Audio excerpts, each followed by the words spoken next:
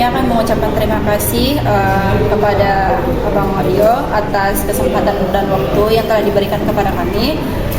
Sebelumnya izinkan kami memperkenalkan diri terlebih dahulu. Saya perwakilan dari teman-teman saya, kami dari mahasiswa Universitas Muhammadiyah Sumatera Utara di jurusan Manajemen Bisnis Syariah.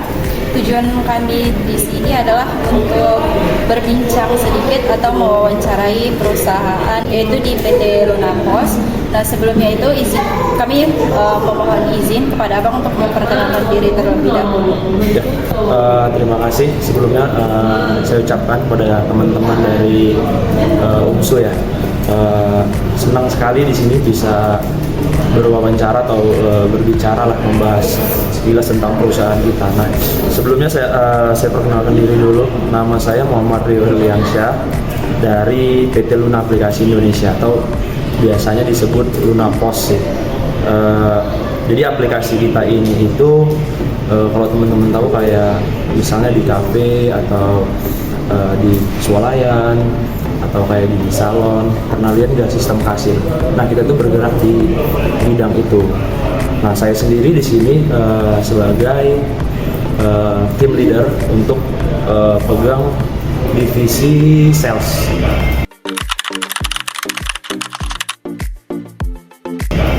Jadi kalau sedikit kita tarik mundur tentang perusahaan Luna Post ini sendiri, jadi Luna Post ini berdiri tahun 2019.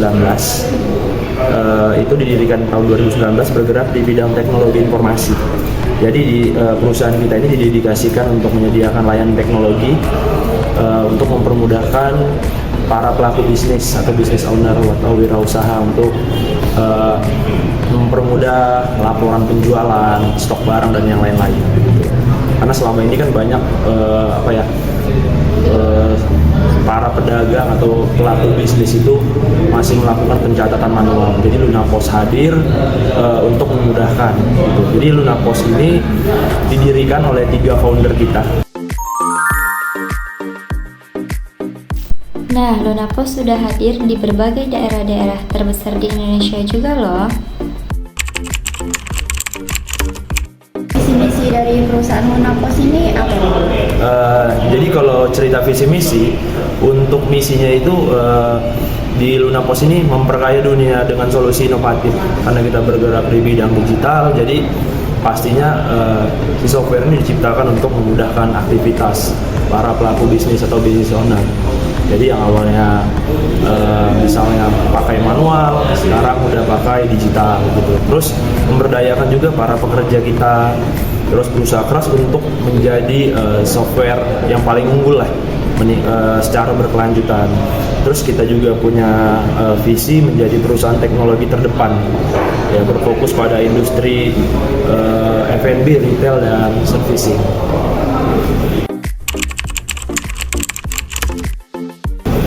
Kalau posisi Abang sendiri di PT Luna ini sebagai apa? Kalau saya kebetulan di divisi sales, jadi saya sekarang menjabat alhamdulillah sebagai team leader untuk pegang area coverage Sumatera Utara. Jadi Sumatera Utara itu saya pegang dari Aceh sampai Medan. Kalau perencanaan SDI pada perusahaan Luna Post tuh gimana Bang? Misalnya karyawannya itu ada di divisi apa aja, terus kriteria karyawan yang dibutuhkan pada perusahaan itu bagaimana gitu? Oke, itu mungkin seperti yang dijelaskan pertama tadi ya. Kalau divisinya itu ada BOD, itu dewan direksi kita lah, ya sekelompok orang yang dipercaya untuk ditunjuk dari pemegang saham untuk mewakili kepentingan perusahaan. Jadi di BOD ini BOD ini harus memastikan manajemen mengambil tindakan dan keputusan atas kepentingan pemegang saham. Terus ada divisi sales, ya sales pasti untuk melakukan penjualan. Jadi kalau bisa dibilang sales ini ujung tombaknya perusahaan ini. Jadi kita cari revenue, cari profit itu dari divisi sales. Makanya untuk divisi sales itu lebih banyak sumber daya manusianya daripada divisi-divisi lain. Terus kita ada divisi support juga. Nah, support itu untuk maintenance. Jadi biasanya Sales melakukan akuisisi, negosiasi dengan pelaku bisnis atau business owner. Setelah deal, mereka beli softwarenya kita, nanti akan dihandle sama tim support kita. Jadi untuk tim support itu dia untuk backup training, maintenance, kurang lebih seperti itu. Terus kita ada developer juga. Nah, developernya lebih ke IT. Jadi developernya menjaga si software Lunapos tadi. Mereka yang melakukan update versi, penambahan fitur, maintenance dan yang lain-lain itu dihandle sama tim developer.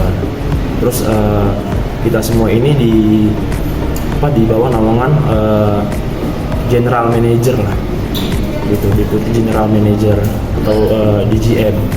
Terus ada juga divisi admin. Admin ini juga terbagi nih, ada admin invoice yang ngurusin pembayaran. Jadi misalnya business owner mau berlangganan, nah mereka yang buatin invoice tuh, tagihan ke outlet atau perpanjangan aplikasi, karena kan aplikasi kita berbayar nih per tahun gitu. Terus ada admin sales juga.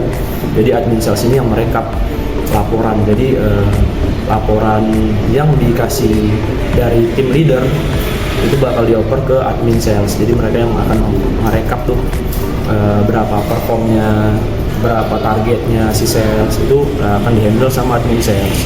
Terus kita ada admin support juga.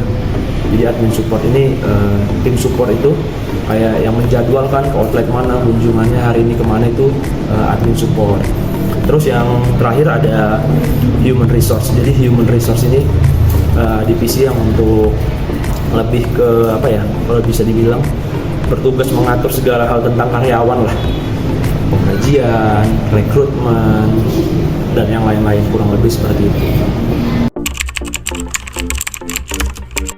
Dalam perusahaan Lunapos ini pasti ada gitu strategi gitu kan untuk meningkatkan perusahaan ini biar semakin maju.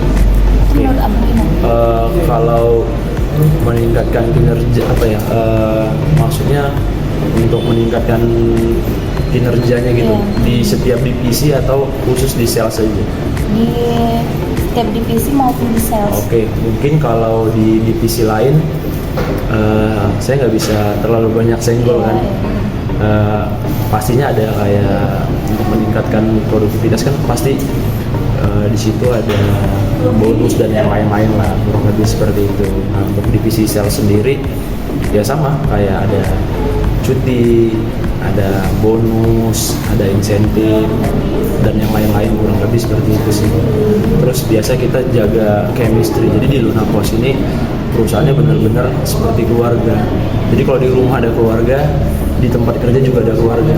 Makanya kita nggak ada jenjang nih antara CEO, COO. Jadi di perusahaan kita mungkin cuman CEO itu gabung di grup. Jadi di grup itu nggak ada batasan.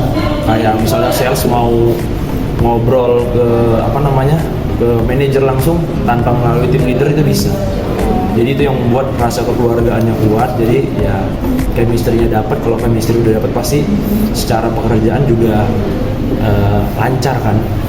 Jadi kayak kerjanya juga jadinya semakin makin bagus lah, kurang lebih gitu. Karena kan kerja itu nggak cuma tentang uang doang kan. Jadi gimana kita merasa dihargai sebagai keluarga. Nah itu bisa jadi motivasi juga untuk bekerja lebih baik. Jadi intinya sih bener-bener kita pegang menerapkan sistem kekeluargaan di Lunapos.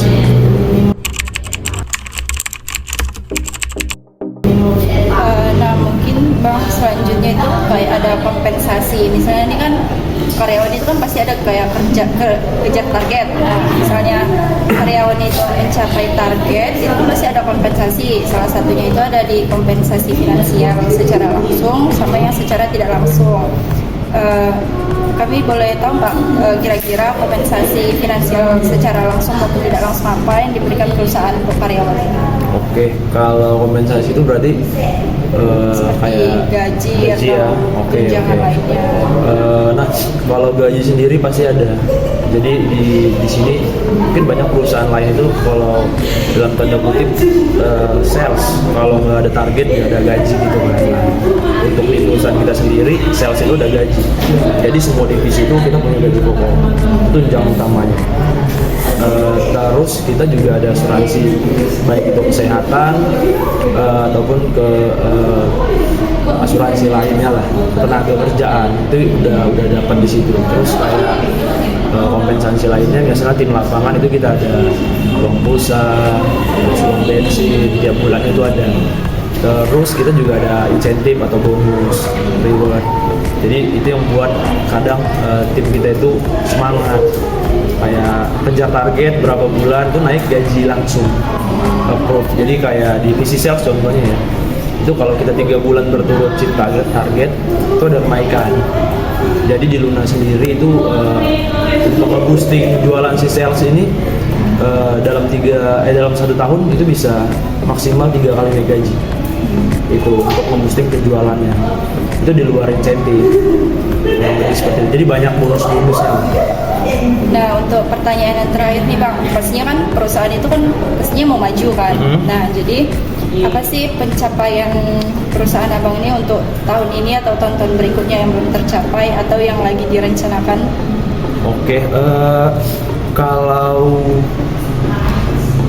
di tahun ini ya, di tahun kemarin di tahun kemarin itu kita udah kerjasama sama Angkasa Pura. Jadi tenan-tenan di Angkasa Pura itu kan kayak toko oleh-oleh di seluruh bandara itu udah kerjasama sama kita. Itu sih pencapaian di tahun lalu yang udah tercapai. Terus juga kita banyak sih kerjasama sama pihak-pihak ketiga. Di tahun kemarin memang kayak kita udah kerjasama sama beberapa startup lain, Dana, ShopeePay, GoPay, OVO, BCA, Link Aja, itu juga kita udah kerjasama. Terus kita juga ada kerjasama lagi dengan kayak Bank BJB itu di tahun lalu kita juga udah kerjasama. Terus ada Smartparent, ada Grab Ventures, Angkasa Pura lah intinya. Jadi banyak kerjasama dengan perusahaan-perusahaan besar itu sih. Kalau untuk di tahun ini target kita lagi kerja sama dengan ada pihak investor dari Cina. Jadi kita coba kolaborasi sistem kita untuk terintegrasi dengan sistemnya mereka. Jadi kayak ada voucher makanan gitulah. Jadi kalau pakai aplikasinya mereka itu bisa terintegrasi ke aplikasi kita untuk dapat diskon. Karena kan kayak F&B sama retail kan banyak tuh diskon yang harus di boosting. Cuman kita belum bisa sebut nama perusahaannya apa. Mungkin itu saja pertanyaan yang kami sampaikan. Sebelumnya kami mengucapkan terima kasih banyak atas waktu dan kesempatannya. Saya berharap kami bisa berjumpa lagi di lain waktu. Terima kasih. Terima kasih kembali.